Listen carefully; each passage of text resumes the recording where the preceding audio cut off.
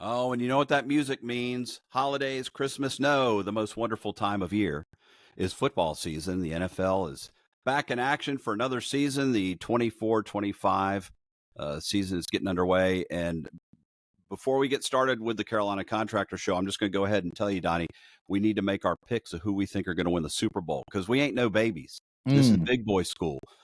I want to yeah. know what your pick is to win the Super Bowl. I can go first if you would like me to. Either way, you All right. take it or I'll take it. All right. Let's see what you got. I say it's going to be in the Super Bowl, Kansas City against Detroit. Hmm. And I say Kansas City wins the whole thing. So what do they win it 2 years in a row? Maybe they're going for a Mhm. three-peat. So that's not likely in a lot of situations. But studying all the changes that Kansas City made in the offseason, they have one of the stronger teams that they've had in recent years. And Patrick Mahomes, obviously the best quarterback out there. He has more weapons this year than I've ever seen him have. So they're going to be scary. I think they'll still take a few L's through the year, but I think that's a good pick. In the AFC, I know that it'll either be them, and if anybody has a chance to knock off the Chiefs, I would say it'd be the Baltimore Ravens. They added Derrick Henry from Tennessee, and his nickname is the King, and that's for a reason. He's a mountain of a man, and he just got traded to one of the most run-heavy offenses in the NFL. So someone who is going to protect him a lot better with a better offensive line and just give him more opportunity than he had in Tennessee.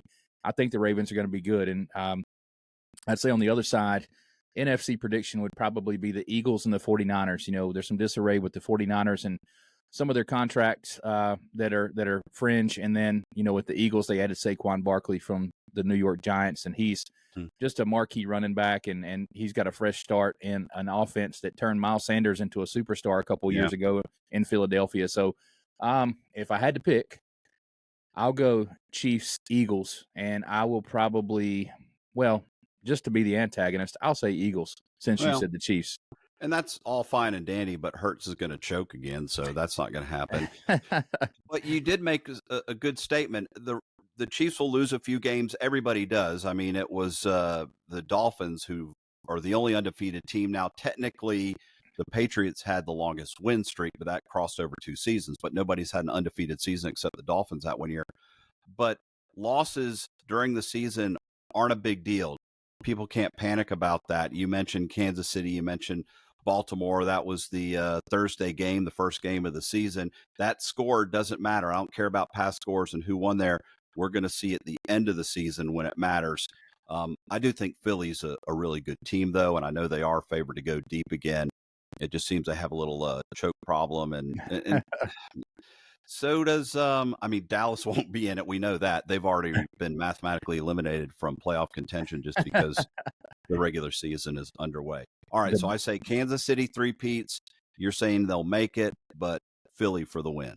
Yeah, in either way it goes, man. I don't think I've been this excited about a football season in a long time. There's been a lot of shakeup in the offseason and a lot of major moves. And of course, I'm a huge Carolina Panther fan, and they made it really hard to be a fan last year. But I'm excited about their new head coach, Dave Canales. He's a quarterback whisperer. In Seattle, he made Geno Smith into an all-star, and then he goes and makes Baker Mayfield, who we dropped in Carolina, into a playoff contender. He actually won a playoff game. So Dave Canales is the quarterback whisperer, and I think he's going to give Bryce Young a really good situation. We added some studs on the offensive line, so our run game's going to be better.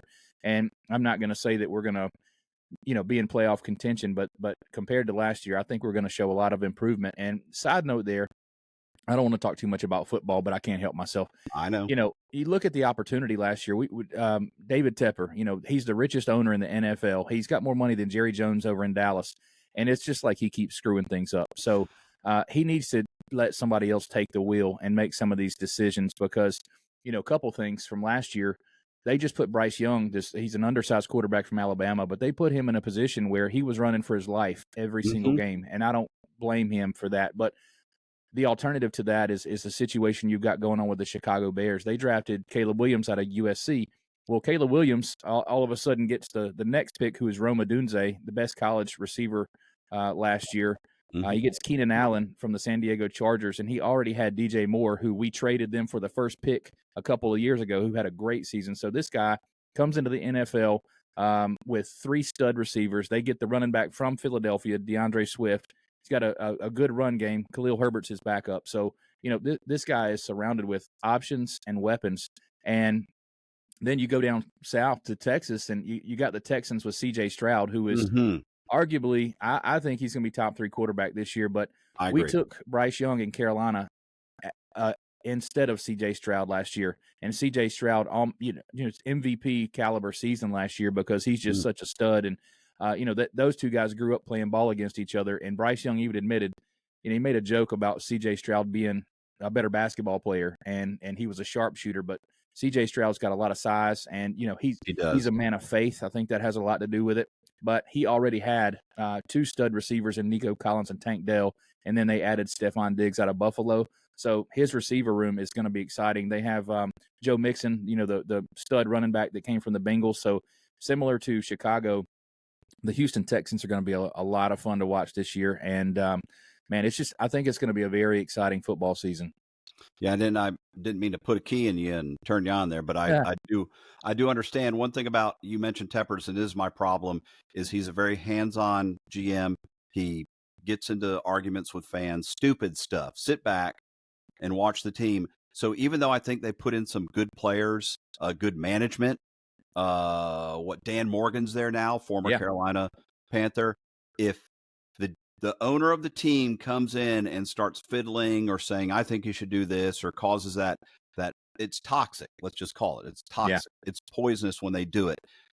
Dallas doesn't win anymore. And we know one of the main reasons is because of Jerry Jones.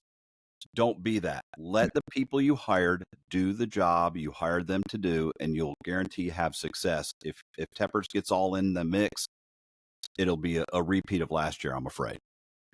Well, I need a reason to wear those Carolina Panther shirts again, and last year was hit or miss, mostly miss. Mostly miss, yeah.